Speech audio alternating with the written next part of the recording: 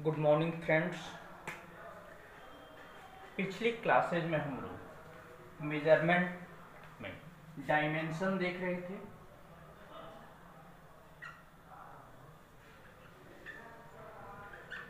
यानी बीमा, जिसमें हमने देखा कि किसी भी क्वांटिटी के लिए हम अलग अलग जो है डायमेंशन यूज कर रहे हैं। ओके, तो डायमेंशन का यूज हम कई तरीके से करते हैं और इसकी कुछ प्रॉपर्टी होती है, तो हम लोग इनकी प्रॉपर्टी के बारे में डिस्कस करते हैं। फर्स्ट चीज जो प्रॉपर्टी है, हम किसी इक्वेशन की सत्यता की जांच करने के लिए करते हैं। तो चेक वैलिडिटी ऑफ इक्वेशन।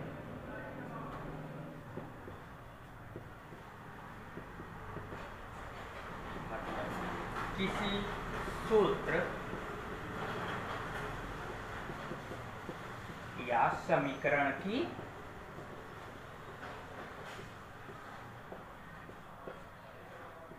सत्यता की जांच करना।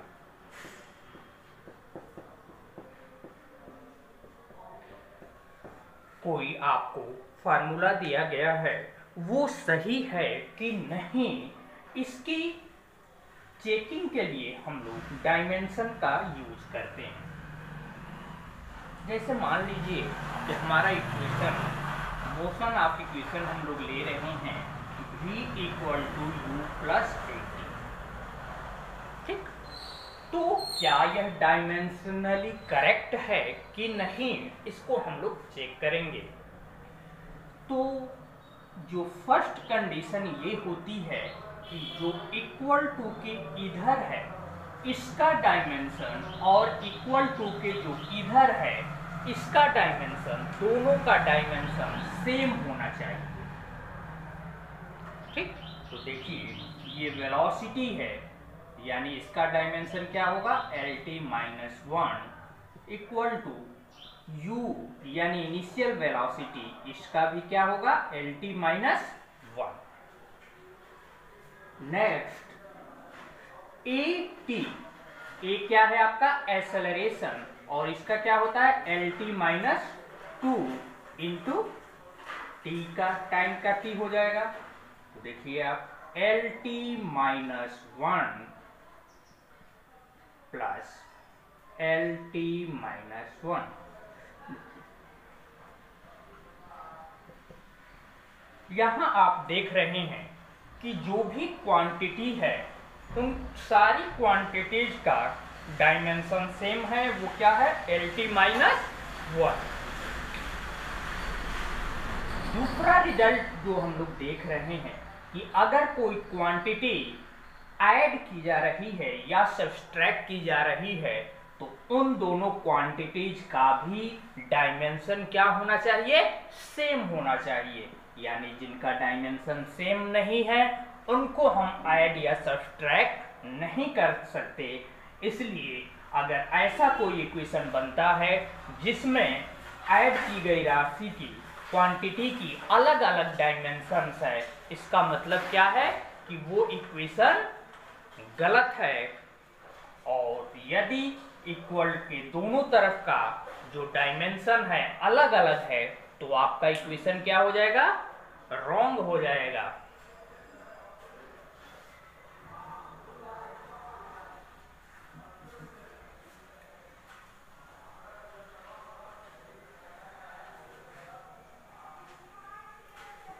देखते हैं हम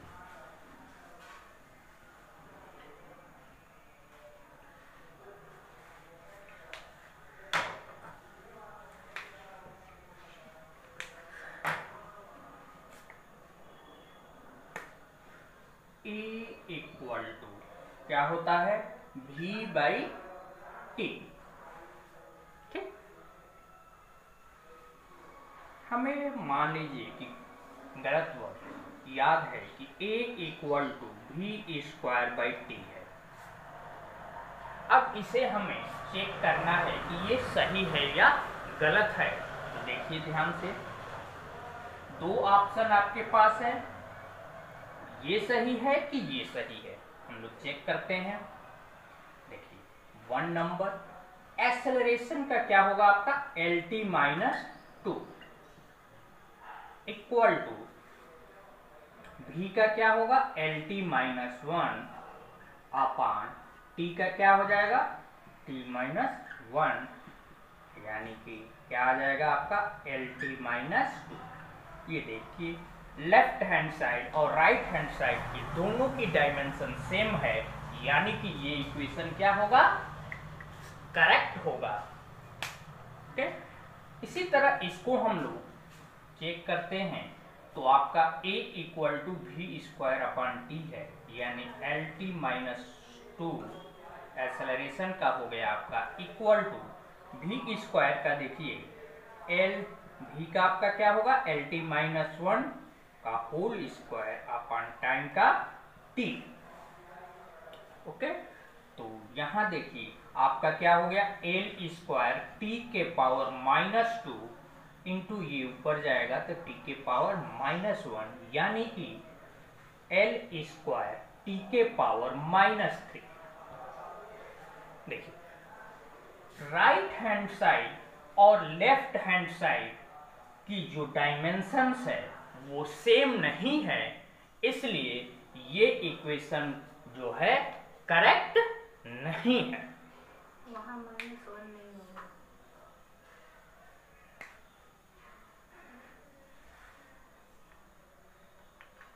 टी की पावर माइनस 1 टी की पावर माइनस।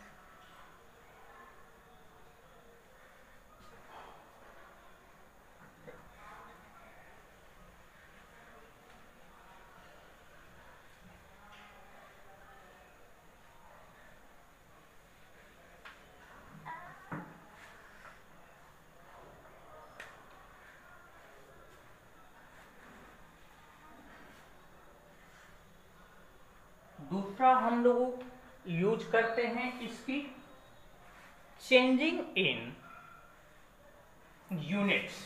अगर हम किसी एक सिस्टम से दूसरे सिस्टम में यूनिट को चेंज कर रहे हैं तो उस समय भी हम डायमेंशन का यूज करते हैं। देखिए जैसे मान लीजिए 1 किलोमीटर पर आवर है और इसको चेंज करना है मीटर पर सेकंड में। तो किलोमीटर का क्या होता है L और T का टाइम का T, ये किलोमीटर आपका पर आवर है और ये हो जाएगा L अपान T मीटर पर। अब देखिए किलोमीटर को हम चेंज करेंगे lt माइनस 1, तो 1 किलोमीटर में कितना मीटर हो जाएगा 10 to the power 3 and 1 hour में कितने सेकंड हो जाएंगे 1 आवर में 60 मिनट और 1 मिनट में 60 सेकंड, यानी 60 into 60 3600 equal lt minus 1। lt minus 1 equal to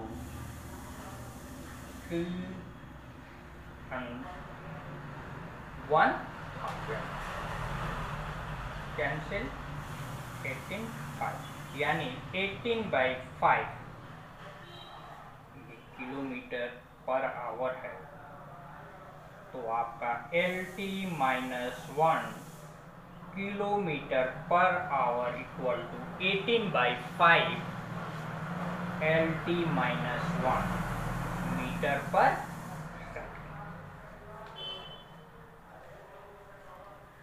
तो इस प्रॉपर्टी का यूज हम लोग चेंजिंग इन यूनिट में भी करते हैं एक सिस्टम से दूसरे सिस्टम में जाने के लिए, बट जनरली हम लोग इसका यूज नहीं करते क्योंकि हम चेंजिंग आसानी से एक सिस्टम से दूसरे सिस्टम में हम जनरल मेथड से ही कर सकते हैं, इसलिए हम प्रेफर यही करते हैं एग्जाम में कि जनरल मेथड से चेंजिंग करें। बट ये प्रॉपर्टी हमने इसलिए बता दी कि अगर यूजेज में कोई आपका ऑप्शन आता है कि चेंजिंग इन टाइम यूनिट्स, तो आप उसे करेक्ट मानेंगे।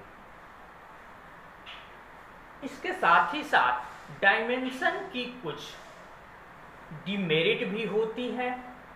जैसे हम लोग अभी किसी इक्वेशन या फार्मूले की ट्रूथनेस यानी सत्यता की जांच कर रहे थे, तो इसमें आपका जो डायमेंशन है वह किसी न्यूमेरिकल वैल्यू को नहीं बता पाता।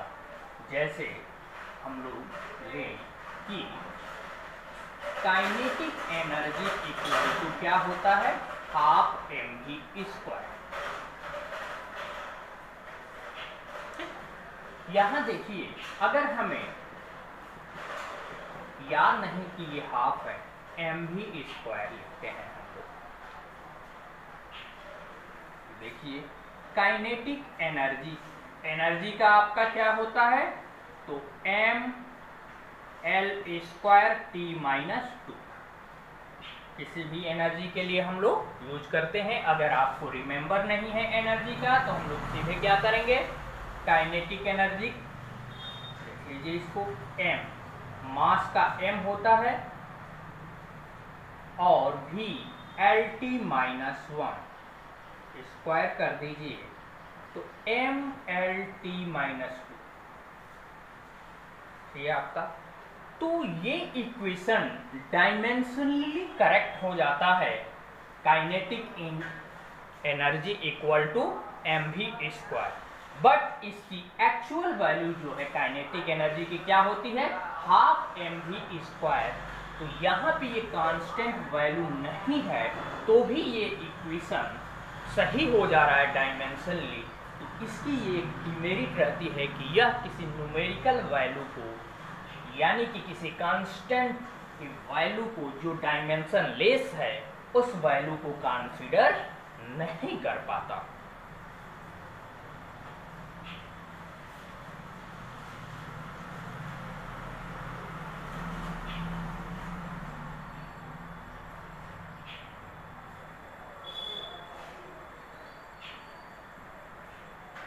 हम लोग एक एग्जाम्पल देख रहे हैं, f equal to a t square plus b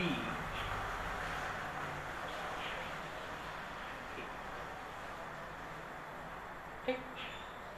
यहाँ पे f आपका क्या है, फोर्स है, t जो है टाइम है, और v क्या है, वेलोसिटी है। तो हमें a और b का डायमेंशन बताना है। ओके, चलिए हम लोगों ने अभी पढ़ा प्रॉपर्टी कि अगर इक्वेशन सत्य है तो दोनों तरफ की डायमेंशन क्या होंगी, सेम होंगी। तो हम लोग f का लिखते हैं, f का डायमेंशन क्या होता है, m l t माइनस 2। अगर आपको किसी फार्मूले का डायमेंशन जैसे फोर्स का डायमेंशन नहीं मालूम है, तो टेंशन लेने की जरूरत नहीं, आप सीधे उसके फार्मूले पे जाइए। यानी F इक्वल टू क्या होता है, m a। यहाँ m और a का डायमेंशन रख दीजिए। m का क्या होता है, m और a का क्या होगा, lt माइनस 2। इस तरह हम लोग ये f का डायमेंशन प्राप्त कर लेंगे। अगर आपको ये भी नहीं मालूम है a का, तो आप क्या करेंगे, m और a बराबर क्या होता है, del v by del t, यानी m और डेल v का क्या होता है, lt माइनस 1, और t का क्या हो जाएगा, माइनस 1 t, तो ऊपर जाएगा ये, तो क्या हो जाएगा, m l t माइनस 2। तो इस तरह हम बेसिक फार्मूले में ब्रेक करके हम लोग किसी भी फार्मूले का डायमेंशन, किसी भी क्वांटिटी का डायमेंशन निकाल सकते हैं। अब यहाँ मान लीजिए कि आपको वेलोसिटी का भी रिमेंबर नहीं है, तो हम लोग क्या करेंगे, m इंटू वेलोसिटी बराबर क्या होता है, distance upon time v/t into delta T, पहले से ही है आपका।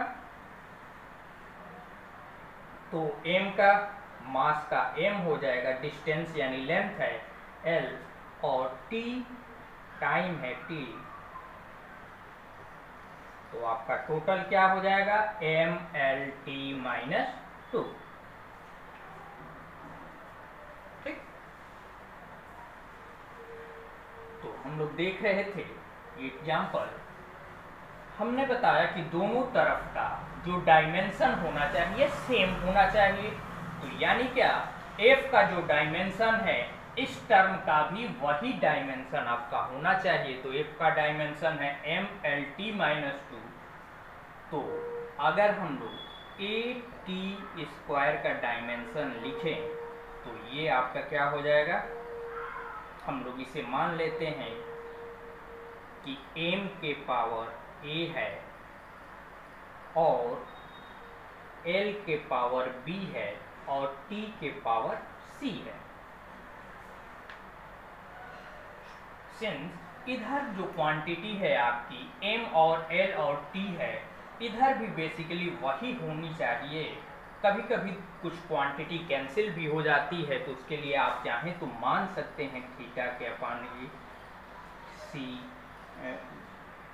डी ए के अपान ई, यानी टेम्परेचर, ये क्या हो गया आपका करंट, और केल्विन कैंडेला CA के पावर है।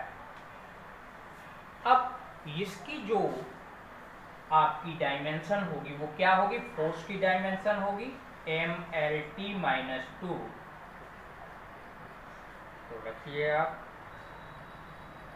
m के पावर a, l के पावर b, t के पावर c, थीटा के पावर d, a के पावर e और कैंडेला के पावर f। यहाँ देखिए m का पावर, दोनों तरफ पावर को हम लोग इक्वेट कर देंगे, तो m का पावर इधर 1 है और इधर क्या है, a है, तो इसका मतलब a इक्वल टू क्या होगा 1। l का पावर यहाँ 1 है, यहाँ क्या है b है, यानी b इक्वल टू भी क्या होगा 1। t का पावर -2 है और यहाँ t का पावर क्या है c, यानी c इक्वल टू क्या हो जाएगा आपका -2। थीटा के पावर यहाँ d है, इधर थीटा आपका नहीं है, इसका मतलब आपका d इक्वल टू 0। a इधर भी नहीं है यानी e इक्वल टू 0, कैंडेला इधर भी नहीं है यानी f इक्वल टू 0।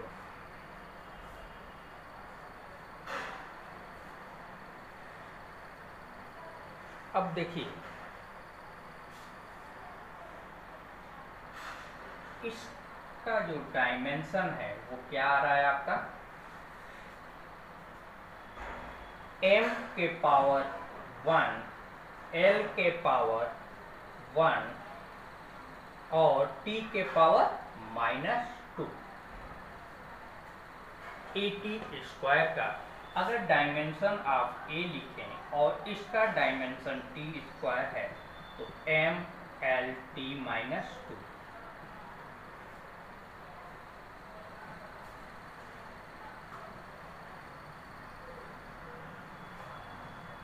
यहाँ देखिए dimension of a into t² equal to mlt - 2।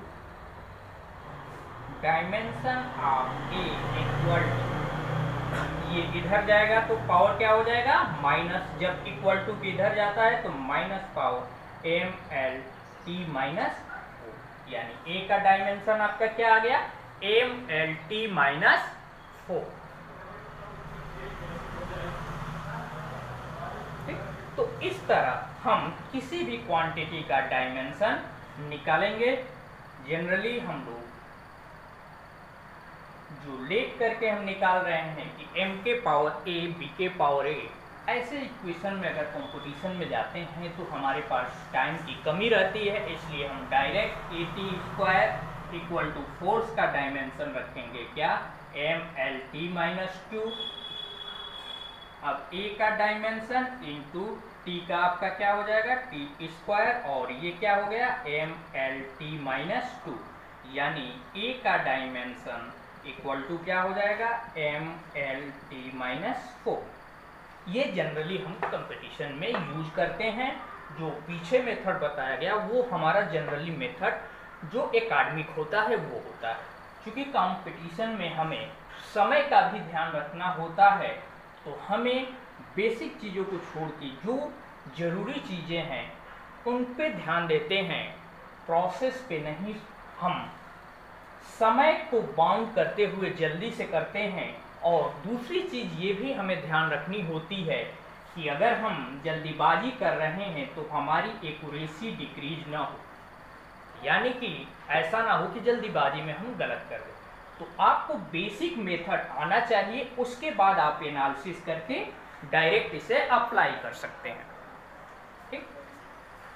अब दूसरा चीज आपका है BV।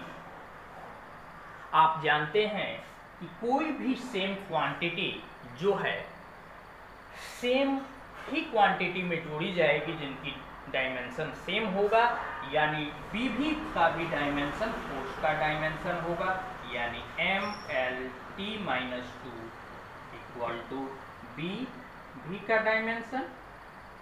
B आपका एक कांस्टेंट है और ये V वेलोसिटी है, आपको बताया गया है। इसका डायमेंशन क्या होता है lt-1। तो इधर है आपका mlt-2 which implies a dimension of B। देखिए ये आपका क्रॉस मल्टीप्लिकेशन होके नीचे आएगा, तो L इधर है 1 पावर है तो इधर आएगा तो क्या हो जाएगा -1, यानी यहाँ पहले से 1 है और -1 t का पावर -2, और जब इधर रिवर्स होके आएगा तो +1, यानी आपका ml0 t के पावर -1, या dimension of B equal to mt-1।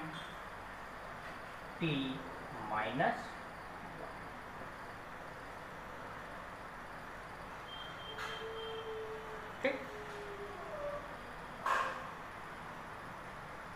Okay.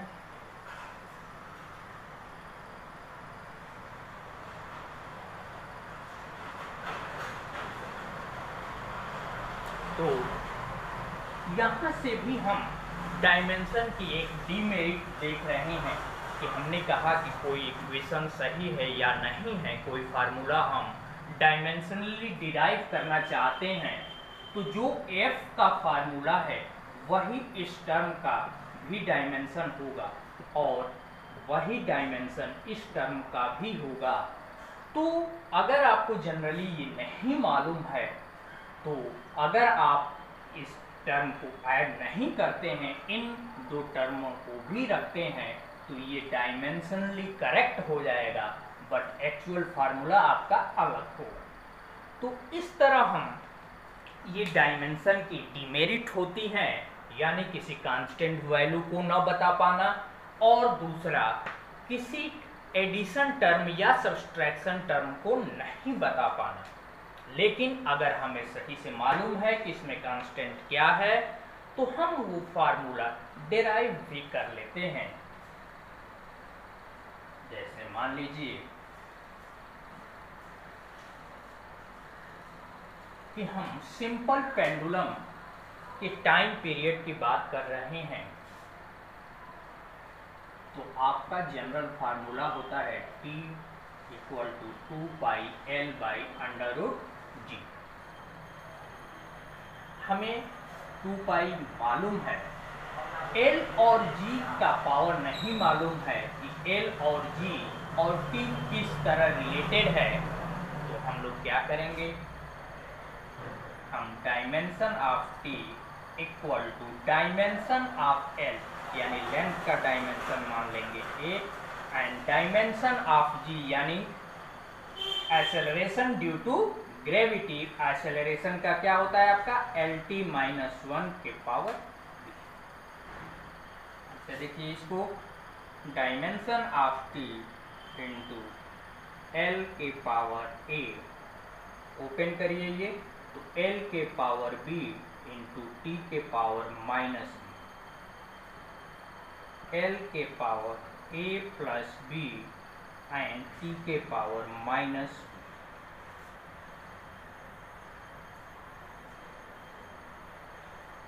Power को इक्वेट कर दीजिए, तो यहाँ एल के पावर ए प्लस बी है और एल इधर नहीं है, यानी एल का पावर 0 है, तो यानी ए प्लस बी इक्वल टू, क्योंकि हम यहाँ पे एल के पावर 0 रख के लिख सकते हैं, और किसी भी चीज़ के पावर अगर 0 होता है तो वो क्वांटिटी 1 हो जाती है, तो A plus B equal to 0।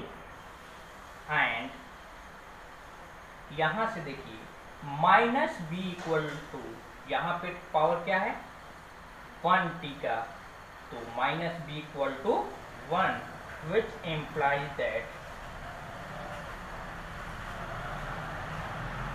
b equal to minus।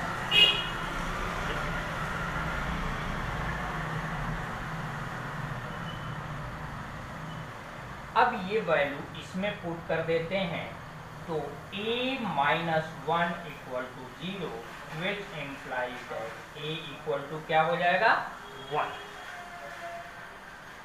तो हमने dimension of T equal to क्या लिखा है, डायमेंशन ऑफ एल का पावर ए और डायमेंशन ऑफ टी का पावर, यही था आपका। एल का हमने लेंथ ले लिया था, जी का LT-2। वैल्यू हम रख देते हैं ए और बी का, तो एल ए की वैल्यू क्या आई है 1 और बी की वैल्यू क्या है, बी की वैल्यू आई है माइनस।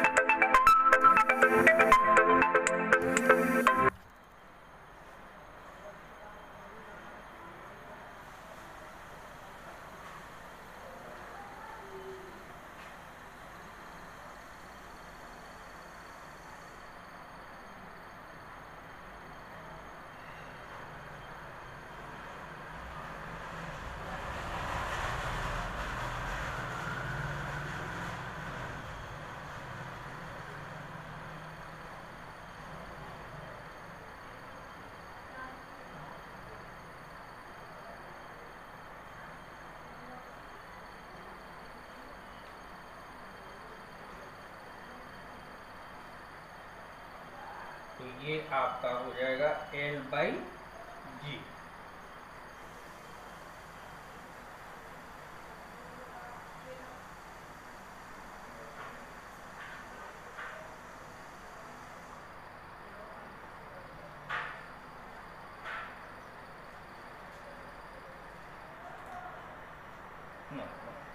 यहाँ पे एक गलती हम लोगों ने कर दी है, जिसके कारण ये करेक्ट नहीं आ रहा है। यहाँ L का पावर A होगा और G का आपका होता है LT-2। ठीक, पीछे हमने क्या रख दिया था LT-1, जिससे ये इक्वेशन सही नहीं आ रहा था। अब देखिए आप LT-2 ओपन कर दीजिए इसको, L के पावर A, L के पावर B और T के पावर -2। आपका टोटल क्या हो जाएगा, dimension of T equal to dimension of L का A plus B and T का -2। इक्वेट कर दीजिए पावर, तो A प्लस B, इधर L नहीं है तो A plus B equal to 0 and -2B equal to, यहाँ T का क्या पावर है 1, which implies that B equal to क्या हो जाएगा -1/2। ये वैल्यू इसमें पुट करिए तो आपको A बराबर क्या मिलेगा 1/2। ठीक, तो B इक्वल टू -1/2 और a इक्वल टू 1/2, ये वैल्यू यहाँ पुट कर दीजिए आप। तो L के पावर a की वैल्यू क्या है, हाफ, और इनटू b की वैल्यू यानी g के पावर क्या हो जाएगा, -हाफ। हाफ का मतलब क्या होता है पावर, √L, और -हाफ का मतलब √ और माइनस पावर मतलब वो नीचे आ जाएगा, √g इक्वल टू √L/g। तो यहाँ पे हम लोग t इक्वल टू क्या पाते हैं, √L/g, और कांस्टेंट को हम लोग रखे हैं k, तो t इक्वल टू अगर हमें मालूम है तो ये क्या हो जाएगा, 2π√L/g। ये इसकी डिमेरिट रहती है कि कांस्टेंट कैलकुलेट नहीं कर पाता, तो इसलिए हमें कांस्टेंट मालूम होना चाहिए। बाकी वो कैसे है ये हम डायमेंशन से पता लगा सकते हैं। अगर आप मान लीजिए कंफ्यूज हो रहे हैं कि L/g है कि g/L है, तो इस तरह हम इसको जान सकते हैं कि ये क्या है। ठीक, तो आज यहीं पे हम लोग इसको स्टॉप करते हैं। नेक्स्ट डे हम लोग आगे बढ़ेंगे।